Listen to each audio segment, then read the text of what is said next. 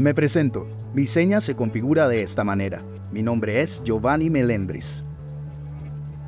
Soy profesional en lingüística de la Universidad Nacional, con una maestría en educación de la Universidad Distrital.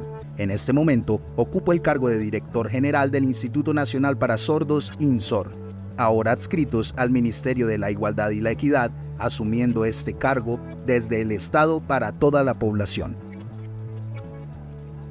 Anteriormente he trabajado con la comunidad sorda en temas de movilización social con organizaciones de la sociedad civil sorda, participando como representante en diferentes instancias. Llevo 15 años aproximadamente trabajando en el Instituto Nacional para Sordos, INSOR, como profesional universitario. Fui escalando, llegué a ser asesor de la dirección y llegué al cargo de director del Instituto Nacional para Sordos después de 67 años, donde ese cargo había sido ocupado por personas oyentes. Es la primera vez que una persona sorda asume este cargo.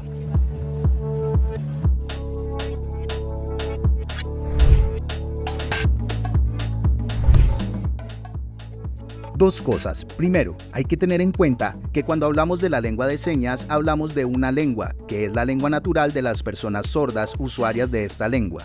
Es su lengua natural, que se ha construido en la propia comunidad, se ha gestado y ahí tiene todos los parámetros para ser una lengua.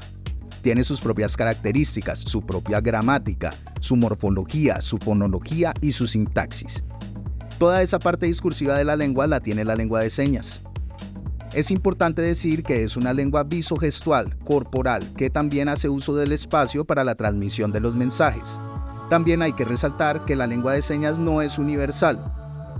La lengua de señas es propia de cada país, se ejerce y se desarrolla en cada país.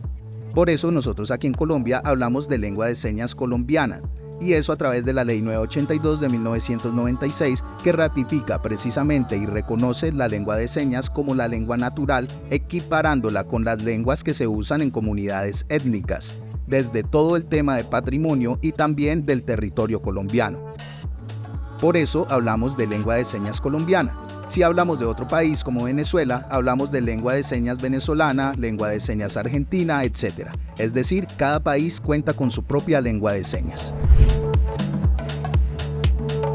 Aquí tenemos que hacer una claridad.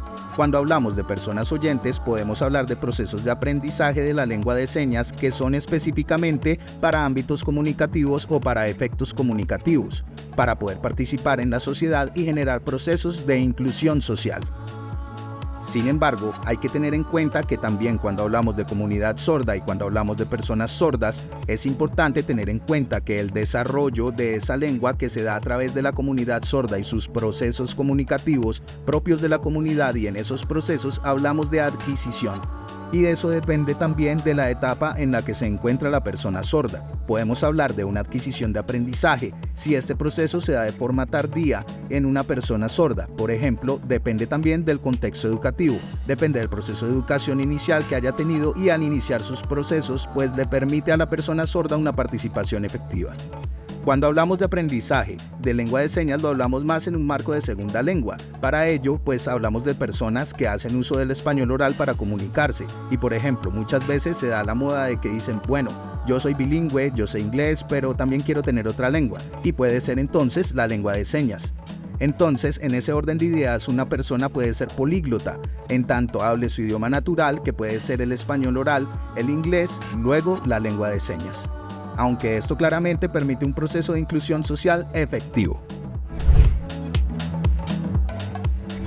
La invitación para todas las personas que nos están viendo en este momento, para las personas oyentes que seguramente nos están viendo, es a que puedan aprender la lengua de señas, para que se puedan comunicar con las personas sordas.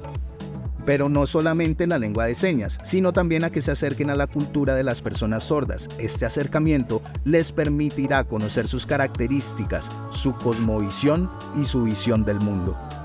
Entonces, esa es la invitación, a entender también cómo funciona y cuáles son las características y experiencias propias de la comunidad sorda.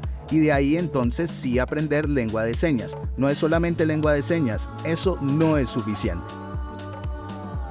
La invitación es a aprender también y a acercarse a la comunidad. Es como, por ejemplo, si yo quisiera acercarme a una comunidad étnica, yo debo primero entender su cosmovisión, su cultura, su historia, y de ahí sí aprender su lengua, su idioma. Lo mismo sucede con nosotros. Entendamos las políticas públicas de la comunidad sorda, su historia, sus luchas, su cosmovisión, su participación en el mundo, y de ahí sí aprendamos lengua de señas. Y para las personas sordas que nos están viendo en este momento, estoy seguro que se sentirán muy orgullosos. Y la invitación es a que sigan luchando. Son capaces, pueden lograr todo lo que se propongan en la vida y a que sigan defendiendo sus derechos y a que las personas sordas participen en los diferentes espacios y hagan incidencia en los diferentes entornos para que puedan de esa manera generar incidencia en pro de sus derechos. Nosotros tenemos todos los insumos técnicos y de conocimiento para generar estos puentes entre la sociedad civil y el Estado, atendiendo a que las personas sordas puedan participar en todos los espacios democráticos de este país.